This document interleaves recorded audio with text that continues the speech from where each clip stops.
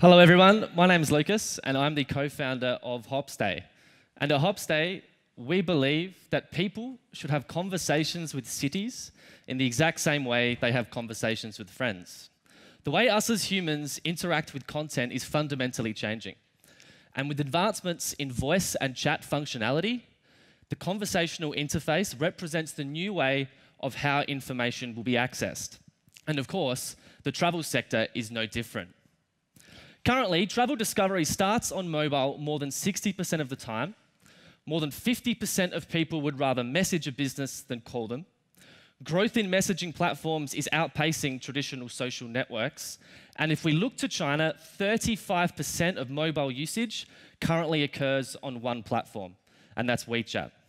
What this tells us is that traditional websites are simply no longer enough, as mobile, social, and messaging continue to dominate the digital ecosystem. And that's where we come in. Hopstay is a destination chatbot framework for cities. We work with cities, we take all of the city-based content and information, and we pull it into our platform, which then reformats all of that information and content for the conversational interface. Then we overlay the brand voice of the city on top of that and launch the virtual assistant on messaging platforms of their choice. The result is a destination concierge that can provide up-to-date, live, dynamic information on events, festivals, bars, restaurants, transport, and weather, just to name a few. And it's smart too. Our products won't send you to the beach if it's the middle of winter by using contextual analysis and personalization to ensure that the content we deliver is highly relevant and highly personalized. And ultimately, that's how we defend ourselves too. We aren't just another chatbot agency, but a company that's offering one solution to a very large yet targeted market.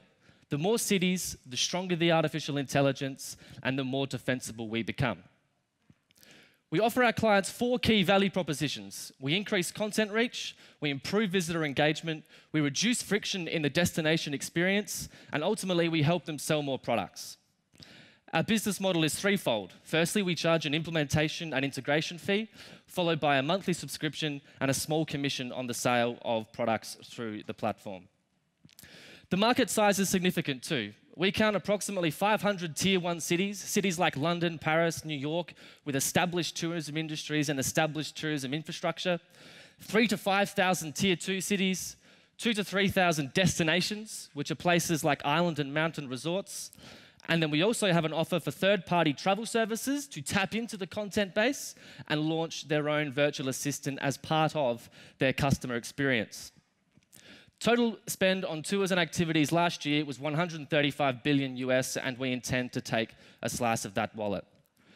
We're an early stage company who just launched this product a few months ago. We've completed 1 project in North America, currently undertaking 2 here in Europe, one of which is the award-winning Faroe Islands. And we also have planned projects in the UK, Europe, and of course our home country of Australia. But what does the future hold? Well, we aren't just focused on typical destination content, as you can see there, and as I've spoken about. But we're currently working on smart city modules that enable our products to handle more requests, such as transport and traffic, crowd management, health, pollution, and general travel updates and alerts. We're a team of 3 Australians currently permanently based in Paris, and we're committed to changing the way people experience destinations. Thank you.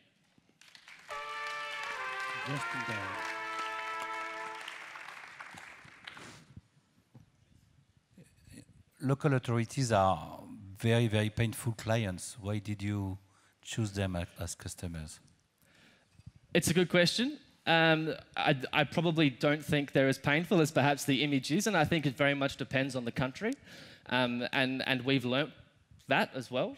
We're noticing that tourism bureaus or destination marketing organizations are becoming much more progressive and are much more interested in working with startups. And we actually view it as very much an untapped opportunity because it's a place where people aren't working that much, but we find them quite easy to deal with at the moment. Having said that, I do agree with you. There are some problems. The most significant barrier to us from a sales point of view is typically timing. It's not budget, it's timing. And that's because, as you say, local authorities, in our case, these destination marketing organizations, which are typically funded both publicly and increasingly privately also, run their budgets annually. So whenever we approach them and talk to them, they might say, oh, come back in September, come back in October. So that's the biggest barrier from a sales cycle. But in terms of the actual organizations, we haven't had any other problems aside from that in terms of reaching out to them and working with them. How's the commission business model? Because the ones who are selling stuff are private companies, not the cities. So organize all that commission payment should be complicated. Sure. So I guess this leads on well from that question, because the way the destination marketing organization or the tourism office industry is structured is very different between countries. So the way it works in France might not be the way it works in Australia or the United States. Not in all cases do these tourism offices actually sell products, but in many cases they do, and they use that to generate income. And they're more than happy to be working with private companies because they're increasing the content reach, they're getting stuff in front of more people, and ultimately more people engaging with those parts of the cities. But you're right in that the model is different.